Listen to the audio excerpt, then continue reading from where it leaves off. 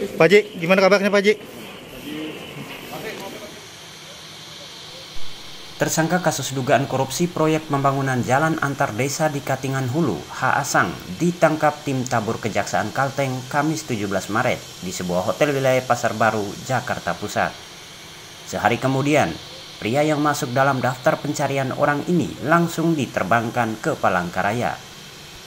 Setiba di Bandara Cilikriwut sekitar pukul 7.40 waktu Indonesia Barat, tersangka yang mengenakan rompi tahanan dan tangan terborgol itu menjadi perhatian para penumpang. Setelah keluar dari pintu kedatangan terminal bandara, tersangka langsung digiring menuju mobil tahanan yang sudah menunggu di parkiran.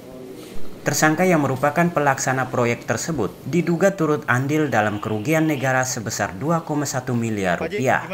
Kasus ini juga menyeret mantan camat Katingan Hulu Hernadi yang sebelumnya sudah dijatuhi vonis 4 tahun penjara.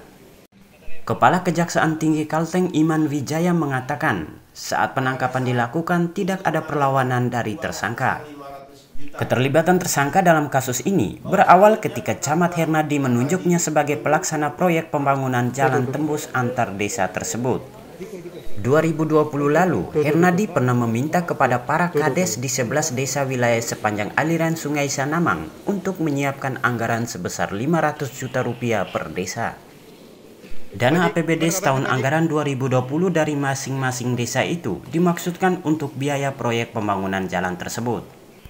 Berdasarkan fakta persidangan, terungkap jika lokasi proyek tersebut sebelumnya sudah pernah dilakukan pembangunan jalan.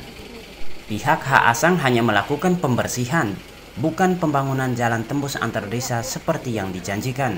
Nama terdakwa Hernadi bin Sahrani Narwan selaku Camat Katingan Hulu terungkap bahwa di lokasi pekerjaan yang dikerjakan oleh tersangka HAT tersebut sebelumnya sudah pernah dibuat jalan, sehingga tersangka HT hanya melakukan pembersihan saja. Usut punya usut, tersangka sendiri sudah menerima uang sebesar 2,1 miliar rupiah. Saat ini tersangka dititipkan di Rutan Kelas 2A Palangkaraya. Penyidik memutuskan untuk melakukan penahanan terhadap tersangka selama 20 hari ke depan. Dari Palangkaraya, Kalteng Pos melaporkan.